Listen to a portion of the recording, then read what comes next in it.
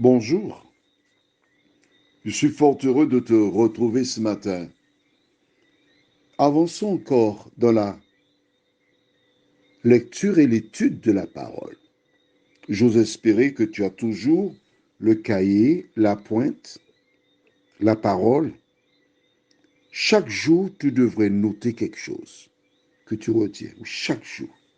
Alors, fais un petit effort. Il n'est pas trop tard pour commencer aujourd'hui. Si nous lirons aujourd'hui dans Marc 5, versets 18 à 20, mais juste avant, prions. Notre Seigneur et notre Dieu, nous revoilà à nouveau à tes pieds pour te salmodier, te rendre la gloire qui t'est due, reconnaître que tu es la solution à nos problèmes, que le Saint-Esprit nous dirige dans toute la vérité. Nous t'en prions au nom de Jésus et pour ta gloire éternelle. Amen. Comme il montait dans la barque, nous lisons Marc 5, versets 18 à 20, d'accord? Je reprends. Comme il montait dans la barque, celui qui avait été démoniaque lui demanda la permission de rester avec lui. Jésus ne le lui permit pas, mais il lui dit, va dans ta maison, vers les tiens,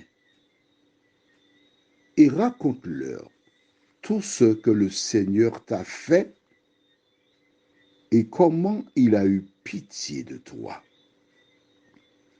Il s'en alla et se mit à publier dans la Décapole tout ce que Jésus avait fait pour lui et tous furent dans l'étonnement. Nous avons vu hier que ces gens supplièrent Jésus de quitter leur territoire. On ne veut pas de toi ici. Va-t'en pas. Cet homme qui était possédé, que j'ai surnommé exceptionnellement René, lorsqu'il entend cela, sans perdre une seconde, on lui a dit de partir.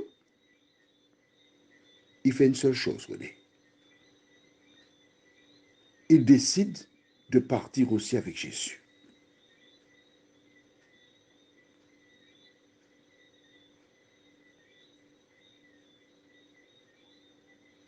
Il ne dit pas, Jésus, je vais saluer ma famille, mes parents, et puis je reviens pour partir avec toi. Non. Ses parents, sa famille n'existent plus. Seul Jésus existe pour lui. Il a compris que Jésus l'a délivré. Il a compris qu'il est dans son intérêt de rester avec Jésus. Alors il est parti. Il veut rester avec Jésus. Chaque jour dans mes prières, je dis, Seigneur, si tu étais déjà revenu, nous n'aurions pas connu tous ces maux, ces souffrances. Reviens, Seigneur Jésus. J'ai hâte de me tenir en ta compagnie. Cet homme, lui, il avait cette opportunité. Il voulait rester avec Jésus. Mais Jésus dit non. Tu me seras plus utile. Va dans ta maison, vers les tiens, et raconte-leur ce que le Seigneur a fait pour toi.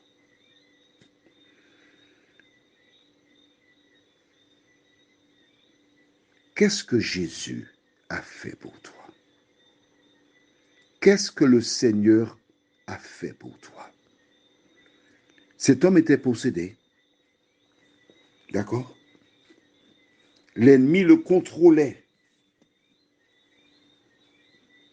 Il était sous sa directive. Mais une fois que Jésus l'a délivré, il lui a donné une mission. Dis-moi, es-tu possédé ou as-tu été libéré par Jésus? 5 secondes? D'accord. 1, 2, 3, 4, 5. Tu es membre d'une communauté religieuse, tu es un officier ou autre. Es-tu possédé ou libéré par Jésus? Alors, donne-moi la réponse. Comment fais-tu pour reconnaître quelqu'un de libéré par Jésus ou une personne possédée? Écoute attentivement ce que je te dis là maintenant. Celui qui a été libéré et qui est un enfant de Jésus, lorsqu'il ouvre celui, soit femme ou homme, d'accord? Bien. Lorsque on va, ok, très bien. Je ne veux pas que tu me lapides, que tu me regardes avec de gros yeux. Lorsqu'elle ou il ouvre la bouche, il ne raconte jamais la vie des gens. La vie, c'est pas l'apostrophe A-V-I-S, hein? Non. La, L-A, plus loin, V-I-E des gens. Jamais. Lorsqu'une personne est une chrétienne, elle ne dit jamais du mal de quelqu'un. Lorsqu'une personne est une chrétienne, elle ne donne jamais ses impressions concernant quelqu'un. Non. La seule mission que Jésus a donnée à ses enfants,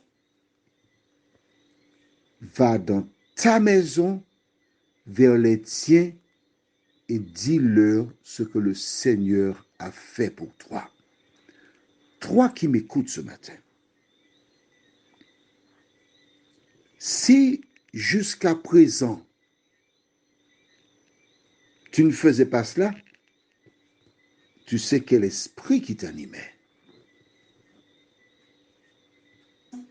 À partir de maintenant, Jésus te demande de faire une seule chose.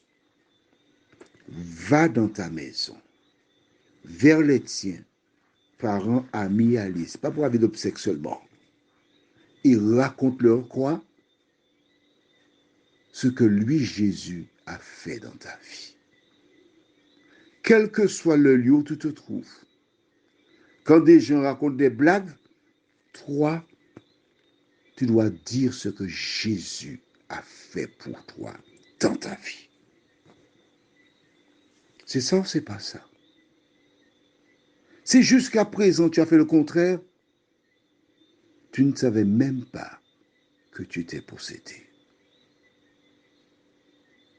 Lorsque Jésus a parlé à cet homme, la Bible déclare qu'il est parti. Il s'est mis à publier dans toute la région ce que Jésus a fait dans sa vie. Toi, tu peux faire encore beaucoup plus facilement. L'audio que tu reçois là, cet audio-là, et les autres avant, tu peux les envoyer aux membres de ta famille, à tes amis, à tes connaissances. Si seulement Jésus est dans ton cœur. Prions. Notre Seigneur et notre Dieu. Oh mon Dieu, pardon. Car comme Ésaïe, nous avons grandi dans un milieu où nous avons été formatés pour dire du mal, raconter les péchés des gens, détruire. Oui, Seigneur. Et nous avons suivi ces exemples Mais à partir d'aujourd'hui, par ta grâce, de nous aider. Lorsqu'une personne a fauté, aller vers elle pour l'aider, pour la redresser. C'est le Saint-Esprit qui fait cela. Et lorsque nous connaissons du mal de quelqu'un, ou nous avons entendu quelque chose de négatif, aide-nous à mordre notre langue.